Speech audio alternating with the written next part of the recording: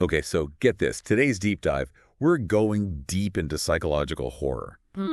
And no, we're not talking about, your typical chainsaw-wielding maniac kind of thing. Right. We're talking about that fear that just kind of creeps in like a whisper, the kind that makes you question if you're, maybe losing it a little. Exactly. It's that slow burn, that feeling of dread that seeps into you, the cracks in your perfectly calm facade, and suddenly you get this unsettling feeling that something is really, really wrong. Oh, for sure. And the chirping madness, that's a story that just nails this feeling. Imagine you're house sitting, right? This idyllic cottage, middle of nowhere, peace and quiet, birds chirping, there's a breeze, you're finally getting around to that book you've been meaning to read, but then you hear it. This faint chirping. See, the story's brilliant because it's so simple, really. It starts with Jack, and he's genuinely enjoying the peace of the countryside. Remember those early descriptions, long walks, the fresh air, just relaxing on the porch. It's all there to, lull the reader into this false sense of security before the real horror begins. So it's like setting a trap, kind of. It is. It is. You get lulled into this idyllic setting, and then bam, that chirping starts. And what I find so fascinating is how this story uses these sensory details, but it uses them to slowly shift the atmosphere. At first, the countryside is, idyllic, charming. Right. But as Jack starts to lose it, the descriptions, they become more claustrophobic. So that silence of the countryside, once peaceful, right, now it's oppressive, it's amplifying the chirping. It's true. It goes from a charming little getaway to, like, the walls are closing in. Exactly. And the story, it really emphasizes this by highlighting what's not there, the lack of sound everywhere else. That chirping, it's only in the house, you see. So it's like this invisible barrier, this sense of being trapped with this maddening sound. Okay, so let's talk about this chirping for a second. Yeah. It's such a simple sound. Almost innocent if you think about it. Right. But the way it's described, sharp, clear, at these like perfectly timed intervals, it gets under your skin. What is it about that sound that makes it so effective? I think it's the simplicity. That's the key. Because most horror stories, they go for those, big loud scares. Totally, yeah. But here, it's just this tiny, repetitive chirp, and it's that relentless monotony that just wears away at your sanity. And the fact that there's no discernible pattern, right? Our brains, we're wired to try and find patterns. Of course, yeah. And when we can't, anxiety just sets in. Totally. I actually found myself getting anxious just like reading about it. No, I can imagine. And it just keeps building, right?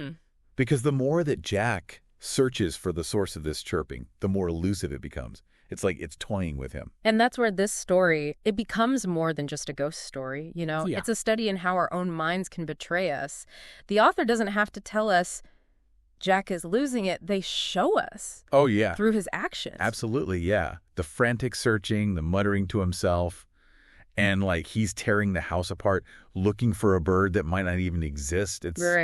It's believable. Like I can see that happening. It's so well done. And here's the real kicker. We only ever experience this whole thing through Jack's eyes. Right. So the author uses this unreliable narrator. So we're constantly wondering, is this chirping even real or is it all in his head? Yes.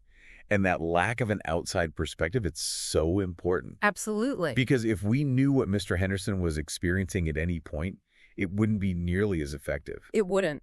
By sticking just with Jack and his increasingly distorted perception, the author's forcing us to descend into madness right along with him. And speaking of Mr. Henderson, let's talk about that ending.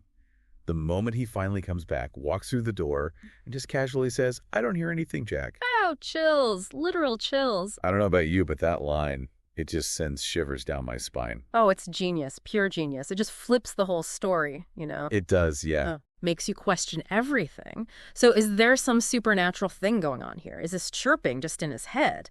The story doesn't give us easy answers, and that ambiguity, that unease, that's what makes it so effective. Yeah, it's like the silence after that sentence is deafening. It's up to us to deal with these unanswered questions, and you're left with this creeping feeling that, maybe, just maybe, you're more like Jack than you really want to admit. Before we started this deep dive, I thought I had a pretty good handle on what makes something truly scary. But this story, the chirping madness, it really got to me. That isolation, the doubt creeping in, it's really unsettling. It plays on those primal fears, don't you think? The fear of losing control, like our mind is betraying us. And what's so effective, I think, is that the story never gives us any easy answers. Exactly. It's not like those horror movies where they wrap everything up nice and neat at the end. The chirping madness leaves you hanging, and it's way more terrifying because of it. It is. It really makes you confront the unknown, you know? Consider the possibility that sometimes there just aren't explanations. And real horror, that's where it lives, you know, in the unanswered questions, the space for doubt. This has been quite the deep dive. What about you listening? What really got to you in the chirping madness? Did it, I don't know, maybe change how you think about, like, the sounds around you? Right. That line between sanity and, well, madness. Here's something to think about. What if the story it didn't end there? What if instead of Mr. Henderson coming back, the story kept going? Would Jack try to get help, you know, tell someone about what was happening to him? Or would he just spiral further, the chirping driving him? Who knows where? Oh, man. That is an unsettling thought. It really makes you appreciate how powerful a well-written horror story can be. It's not just about cheap scares, but about the questions that stick with you, those doubts that linger long after you've finished reading. Amazing, another SlopTube minute. I love it. Did you love it? If you did, don't forget to like and subscribe and hit the notification bell. Didn't like it? Comment down below.